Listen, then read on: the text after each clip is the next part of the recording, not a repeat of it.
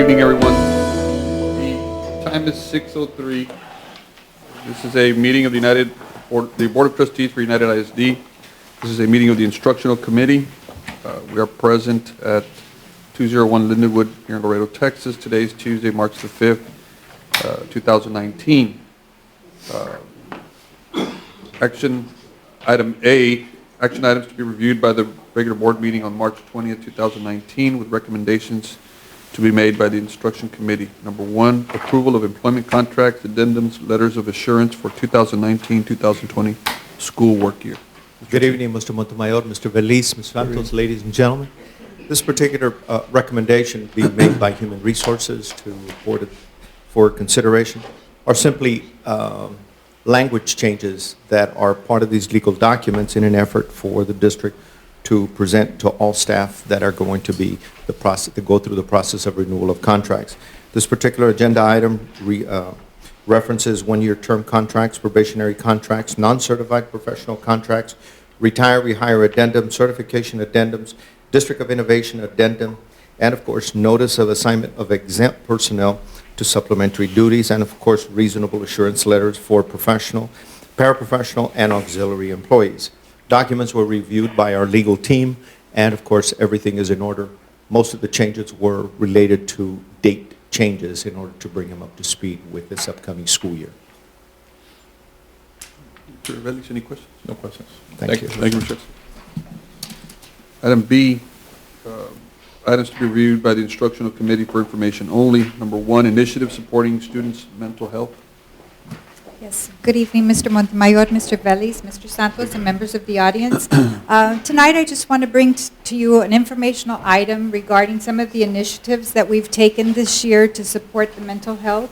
Back in the beginning of the year, we did a needs assessment survey, myself and the LSSPs. This was completed in the spring of 2018. We wanted to know what exactly was the area of concern for counselors as far as the area of suicide. So they talked about that they needed professional development in suicide awareness, counseling techniques, with the suicide risk assessment that we currently have in place, and identifying and assisting at-risk students. They also asked for help in disseminating suicide information to all of the educators. So what we did was we provided professional development. We had Dr. Scott Poland do a presentation on suicide prevention. He is a nationally renowned expert on school crisis and youth violence, and especially in suicide intervention. So he came on March of 2018, and he presented to all of the school counselors. And on August of 2018, he had presented to the principals, assistant principals, executive directors, and directors. For training for all educators, what we did was we did a mandatory training, suicide prevention, from the Jason Foundation. It's a 2-hour training module that all teachers, middle school and high school, partook in, and they had to turn in a certificate to their principals. We also brought in Dr. Andrea Oganoski on January the 21st to train all school counselors on special education counseling evaluations. And on April 29th, she'll be here again to do a bullying prevention training to counselors. We also were able to incorporate the Signs of Suicide Prevention program. It's the only youth suicide prevention program that has demonstrated an improvement in students' knowledge about suicide risk and depression, as well as a reduction in actual suicide attempt. It has an easy-to-remember acronym, ACT, which is acknowledge that you see signs of depression or suicide in yourself or a friend. That you care, let your friend know that you care about them and that you are concerned, and tell a trusted adult that you are worried about yourself or a friend. District implementation, we have already completed these suicide presentations to all our 6th, 7th, and 8th graders at the middle schools, and at high school, we did have a fall implementation that has been completed, and they're currently working on the presentation for the spring. As far as prepare, we also were able to bring in a curriculum developed by the National Association of School Psychologists to support school crisis response capabilities. This provided the counselors with knowledge necessary to meet the mental health needs of students and staff following a school-associated crisis event. God forbid we ever have a school shooting, we know now how to help with the counseling aspects after such a trauma. We are one of the, UISD will join the ranks of 13 districts in Houston, Katy, Galena, in the state of Texas to provide this training to counselors. This training took place on February the 19th and the 20th. It was a 2-day training. We were able to train 40 counseling personnel, including our licensed specialist in school psychology. Our resources, United ISD Safeguarding Your Home pamphlets. We did create some pamphlets with Safeguarding Your Home, taking preventative measures that parents can take if their students are suicidal. We also did hotline posters for all middle and high schools. We also did the suicide prevention online parent portal, and we had signs of suicide prevention posters located in all of our middle and high schools. And this is just a snapshot of some of the pictures that you can see, our pamphlet of Safeguarding Your Home. The communications department was great in making the signs of the act and making huge posters to put in our schools. And then we also had our community resources and resource hotlines posters put up as well. As far as parent training, the LSSPs provided an English and a Spanish presentation on suicide awareness and mental health disorders. That was well attended. And they are also offering campus after-school parent training on an as-needed basis if we're requested by the middle or high schools that they need a suicide awareness presentation. For 2019 and 2020, our target areas are, of course, we always would like additional professional development. Our teachers, continuing training on suicide prevention and mental health awareness, and the LSSPs and myself would develop a district plan for mental health response team. After we went to the prepared training, we want to come back and get together and just put in a protocol in place so that we're ready for that. All of these things, we were able to do because of the Title IV federal budget, which helped us with our professional development. Any questions? Just curious, are the hotlines active? Have y'all received any activity on those? The Dial Care hasn't yet started. That's another initiative that we do have in place. That's going to be the pilot at United. It hasn't, we're getting that off the ground as we speak. But as far as the hotlines, those are national hotline numbers, so I wouldn't be able to answer that question. But as far as our SOS program, I do have to say that we have had a very good response from the students. The counselors have even commented that they're happy to do these presentations because, it brings up students coming to see the counselor and talking to them. It may not be an issue on suicide, but they'll go talk to a counselor on other issues that they're having, and so it starts conversations, and it's helped a lot of students. Thank you. Thank you.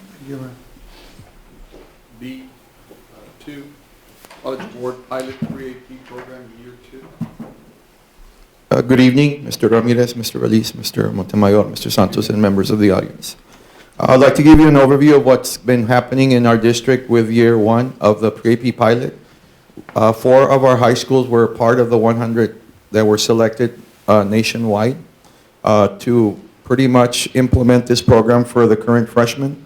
So this year, we pretty much implemented the resources that College Board provided and classroom-based assessments so that we could get them ready for other AP courses and other college-level coursework, including preparation for the PSAT and SAT. This was not just open to pre-AP students, but all students.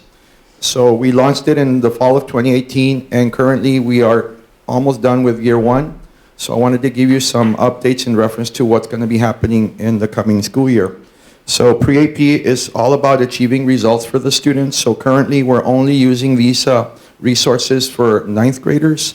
So it is a framework that College Board provides that we implement in our current pre-AP courses so that we can improve the rigor of the course as well as get meaningful feedback, effective practice, flexibility, challenging coursework, not just for the pre-AP students, but for all the students, because the teachers that go through the training also teach regular courses.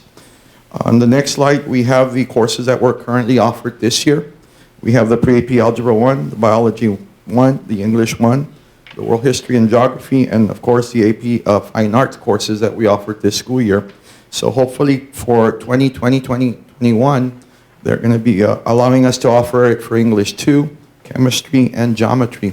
So we're waiting for these frameworks. So during this summer, not only will the teachers get trained for these courses, but also the ones that didn't get to go through the training.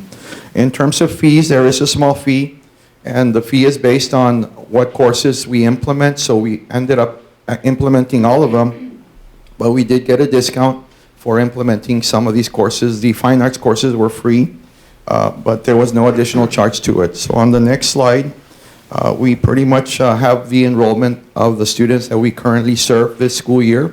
With this framework, we had over 6,700 students served. About 66 teachers got training district-wide to service these courses and the students that were in these courses. The next slide. It's pretty much all the instructional materials will be included again next school year for the freshmen, which includes the frameworks, the course guides, the model lessons, and routines, as well as the student practice. The registration fee for training is already included, so all these other pieces are also included for next year's freshmen. So we're looking at about a $12.32 fee per student to service approximately the 6752 students and over 66 teachers. So currently, like I said, this program is in place, so we're looking for very good things happening within the next year as well. Any questions on the pre-AP program? No, sir. All right. No, sir. Thank you. Okay. Number B3, Early Start Pathway for Dual Enrollment Opportunities update. This is also another program that is currently in place. We're pretty much offering the students based on district goal number 1 of student achievement, which provides opportunities to assist students in preparing for college. It is the Early Start Pathway, so I'll talk a little bit about that in the UCAN for Educators, which is helping us initiate the Early Start Pathway. So the next slide pretty much shows you the courses that we're currently offering to the freshmen and to the sophomores. Since this is our first year of implementation, the courses that are offered for the spring term is art, and for the sophomores, it's History 1301. As you can see from the bottom of this chart, they are capable of earning 30 core credit hours, which is the basics, 3 elective hours for a total of 33.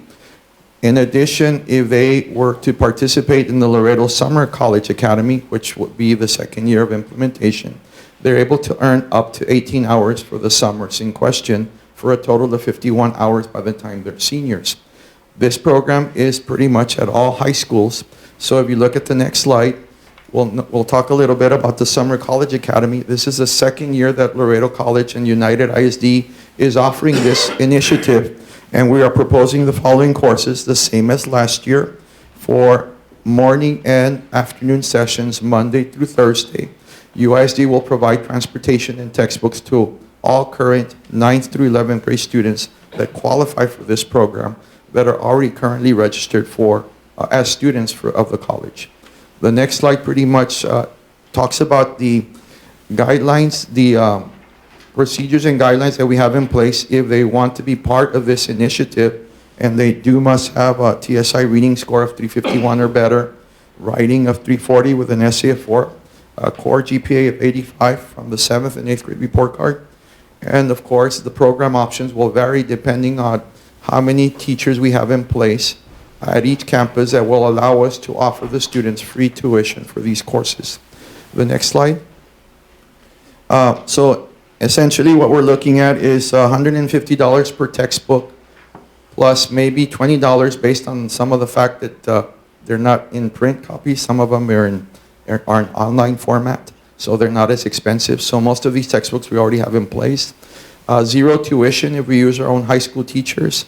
$270 per student tuition if we do not have our own teachers in place. So based on these numbers, the next slide shows how much we're actually paying Laredo College for servicing 286 students, freshmen, and 435 students that are sophomores.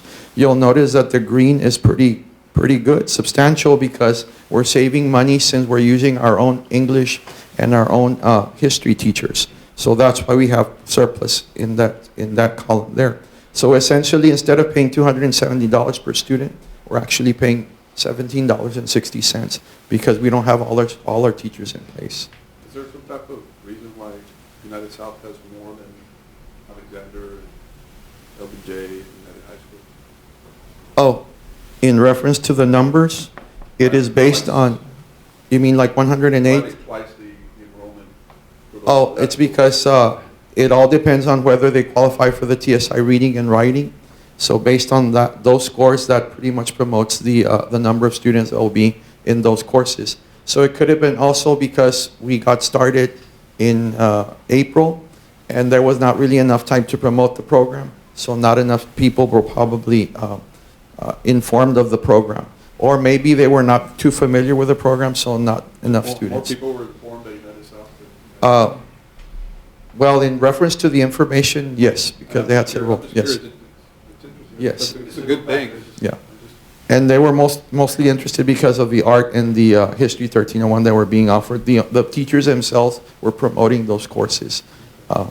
So as you can see, the amount of money that we're paying Laredo College is not as much compared to what we would have been paying them if we did not have our own teachers. In reference to what we currently have in place for juniors and seniors, you do notice that we have a surplus also of about $525,000 because we're using our own English and history teachers. So we're not really paying Laredo College that much tuition in reference to per student. So as a matter of fact, we're saving approximately $170,800 for the juniors and seniors in this case. Next slide, please. So in reference to why we're saving so much money to the district and our taxpayers is because we have the UCAN for Educators, and this is the vision of this initiative is to prepare teachers at the classroom campus levels who will serve to instruct dual enrollment courses to interested qualifying UISD students. So because of this initiative, the next slide pretty much shows you the current number of teachers that are in place studying at TAMIU to get these degrees, this credentials, so that they can teach at the high school level the dual credit courses. So right now we have over 36 teachers that are in place. You'll notice that some of them have already finished. 8 of them have already finished in the fall of 2018. So that's why we had a substantial amount of savings. In spring of 2019, we have 7 that finished. So that will be finished by the end of this term. And then you'll notice that we'll have more finishing as the years go by. So that way, by the time the current sophomores or seniors, we'll have most of our teachers in place, so we won't have to pay Laredo College the tuition. The next slide. And that's pretty much it. Do you have any questions? Is there a cap of how many students per high school that we can have participate in the program? Essentially, we're opening it up to everybody, so based on the TSI score, that's pretty much what's capping the number of students that can apply for the program. Yeah, everybody meets the criteria, when they won't take the class, we'll accommodate them. Right. When they do the exam, the TSI, are they, let's say they don't pass the first time or they don't pass with a certain score, are they able to retake and try to? Yes, sir. The opportunity is year after year, they'll be able to apply for the program. And this year, we're looking into expanding to middle school or 8th graders. Okay. So this year, we're offering it again to 8th graders, the TSI reading. Okay. So they qualify as 8th graders, then they'll be taking the TSI writing as 9th graders, and then they'll be taking the course in the spring term. But our district does the testing. We don't get outside Yeah. people, we do it ourselves. We are TSI testing center, yes. Loreto College and TAMIU are no longer providing that service because United ISD. Right. We Okay. got our people certified, and we do it. Thank you. Thank you, Mr. Clerk. Public comments, we have Ms. Regina Portillo from Bike Laredo organization.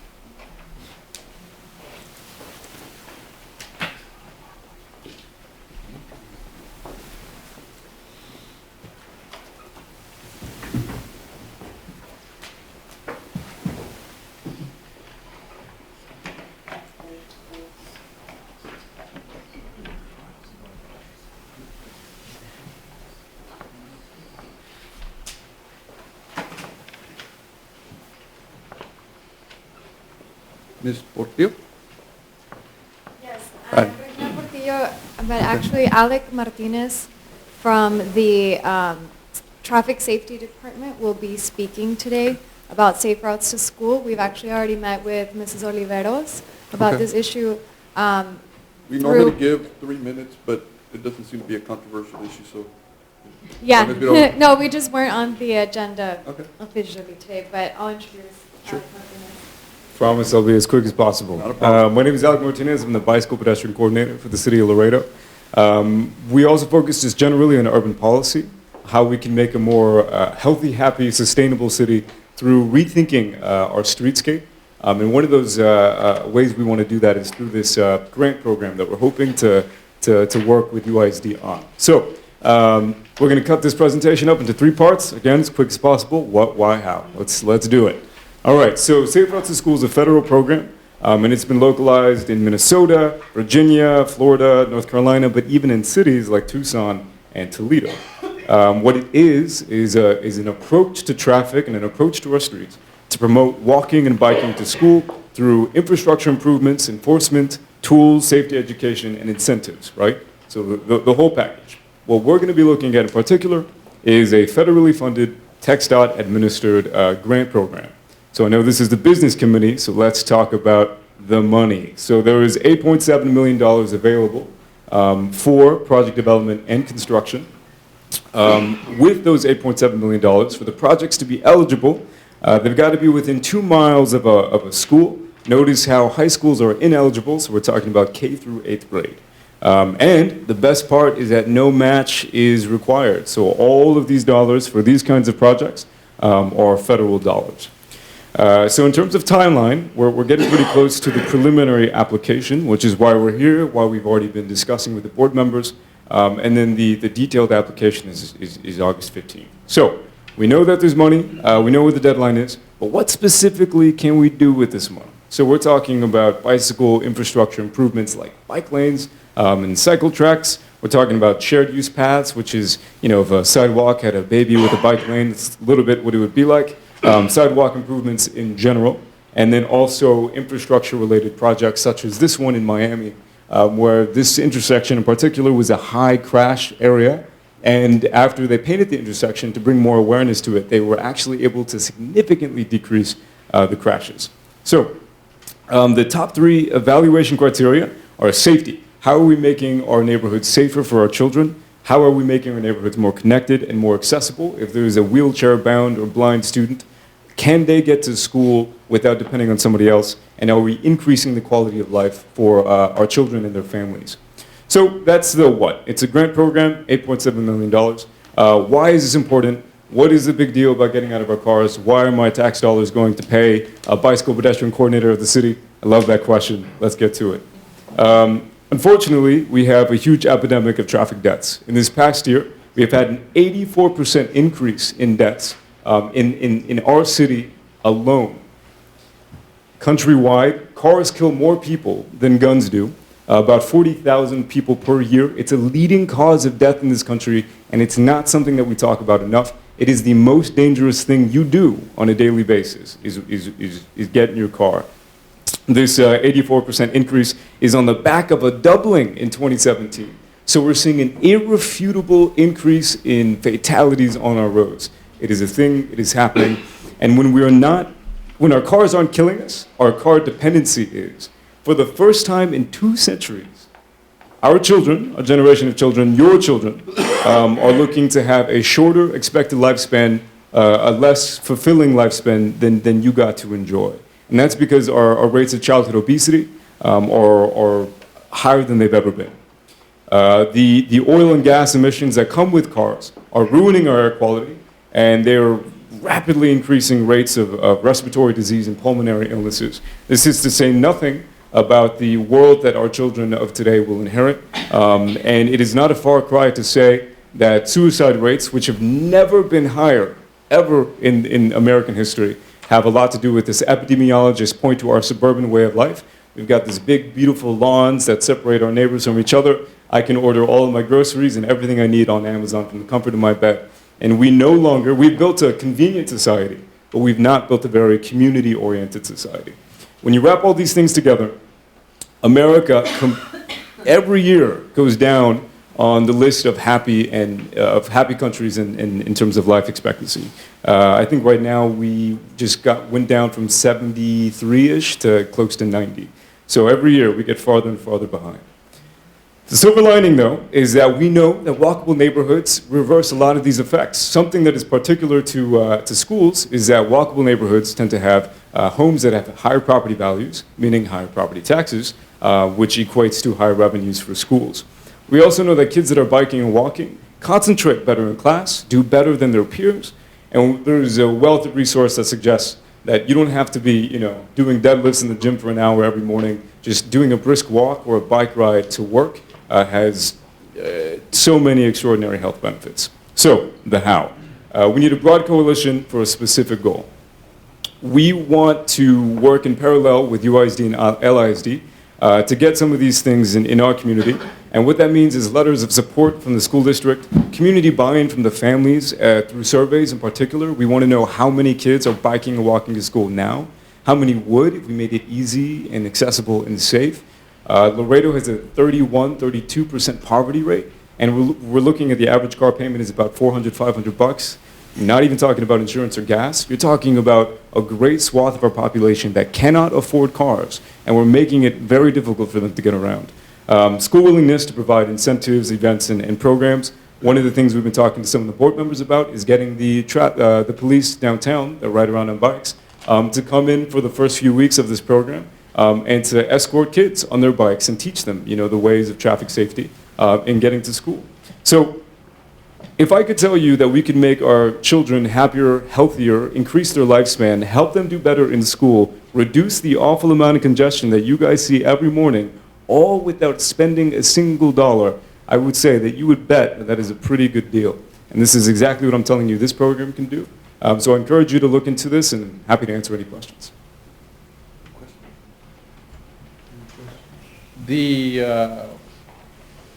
Right now the submittal would it be from the city of Laredo? Yes, it would. Okay. Yes. So, like I mentioned, we would need a few things to go with that application, but we'd be doing all the heavy lifting. Have you submitted your information to the superintendent's office? We have been working with the board and, yes, the superintendent as well. I've been in touch with Mr. Santos briefly, but we wanted this opportunity to present it officially and then continue the collaboration. As Alec pointed out, we will be collecting some data from the school district, specifically through surveys and tallies to see how kids are getting to school now, and to be able to evaluate that after a few years after this program has been completed. I like your presentation. I think it's a wonderful concept. I wish, we were all as health conscious as we used to be. But I venture to say you're going to find very low very low amount of bike riders in our school district. It's not like it used to be when we were younger, but whatever we can do to help, please count. I mean, exactly what you've mentioned before is how we used to get around. Even when I was young in elementary school, I was able to walk to school, to Nye Elementary, through a gate that just connected me directly, right? So we want to be able to get back to that. And we're working with Laredo ISD as well. We, through Bike Laredo, which is an advocacy group that has been around since 2017, have worked closely with one of their board members. And so now we have advocates actually at that school district, which is something that we want to work with United ISD to find those people that will become the task force to help implement this. And like you see here, incentives for kids would be very important. So let's say raffling out Fitbits or other devices that the kids can kind of compete with each other on the points that they get through walking and biking. So those types of events, having a walking school bus and lots of other programs that have been tried all over the United States. We don't have to reinvent the wheel here. We have a lot of resources for exactly this type of stuff. It's a good program. Sounds good. I had a bike until they stole it at school. It was good. But it seems like it's a culture change. it's a good concept. On the issue with surveys, though, we do have policies that regulate that, so I think it's best that the representatives make some time to visit with Mr. Santos and Ms. Rendon about how to basically go through the survey policy, and which would require parental notification under the established policies that we have. Yes, and we have the option to do student surveys, parent surveys, or both, so we can coordinate with Mr. Santos on that. All right, well, thank you for your presentation, I really appreciate it. Thank you. Thank you. All right, any other issues? All right, we are adjourned.